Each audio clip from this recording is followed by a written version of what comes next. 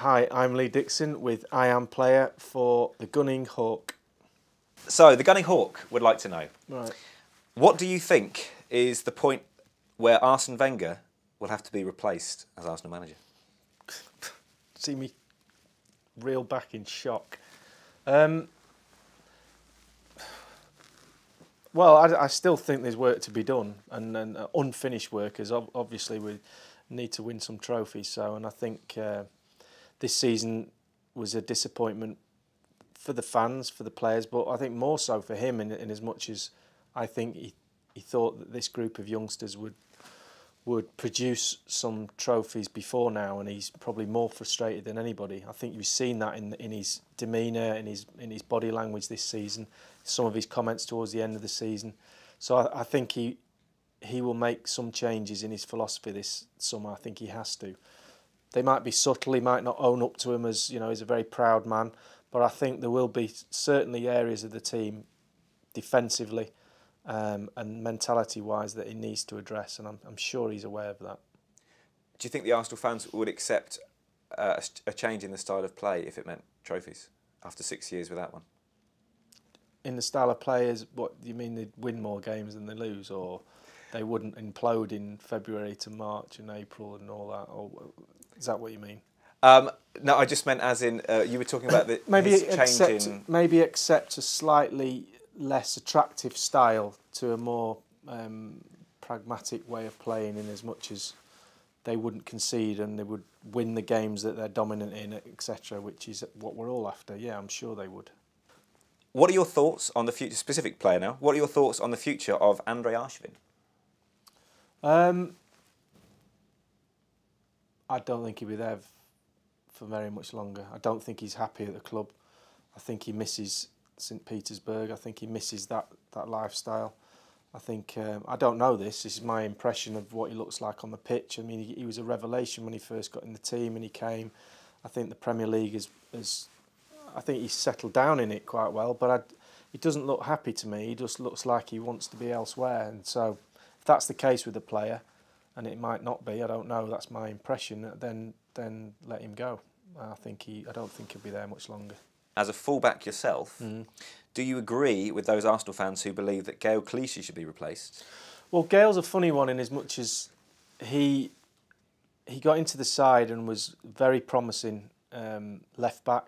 His rise, his learning curve was quite steep. He seemed to be settling in, but over the last 2 years, his progression has levelled off. In fact, he's probably tailed off, and I don't think he's progressed as much or into the player that I thought he was going to be.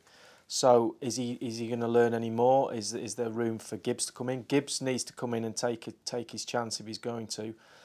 His progress has been slowed down slightly, so I think left back's something that Arsene will be looking at if he gets an offer for him, and if he's got somebody else in mind, maybe Baines or somebody like that, then he might well sell him. There's also been talk that Gibbs might be sent out on loan to improve defensively. Would you think that would be a good move? I think there's a time and a place for players to be out on loan.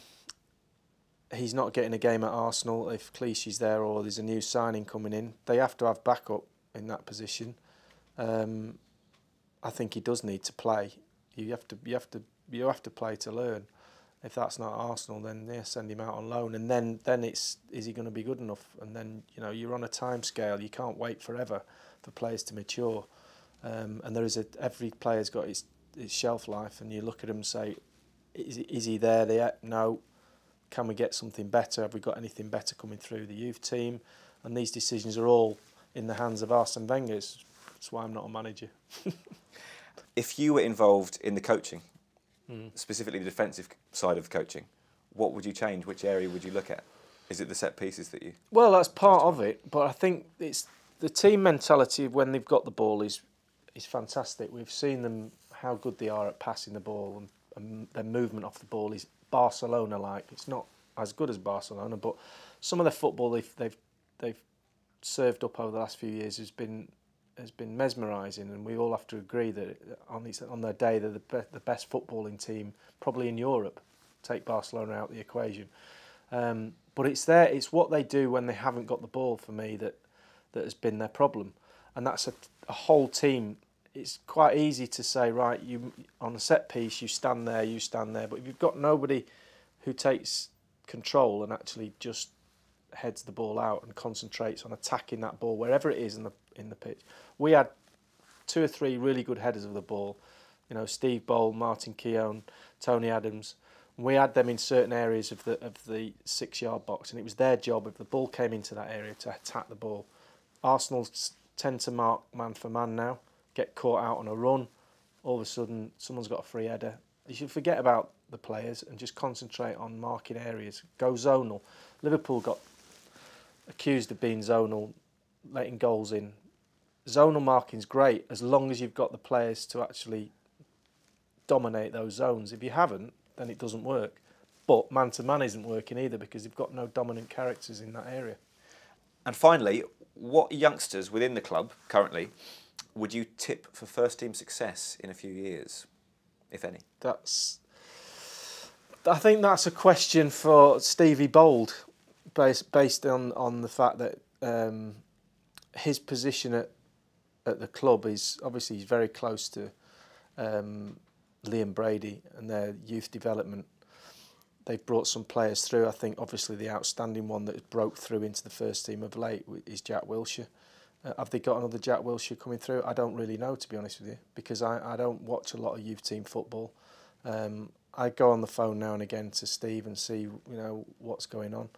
And I haven't done that for a while. I think I've been concentrating too much on the first team and seeing what's going on there rather than looking at youth level. So that's an area maybe I should do some more research in and have a look at. Thanks for pointing that out. You can get back to us on that. Yeah.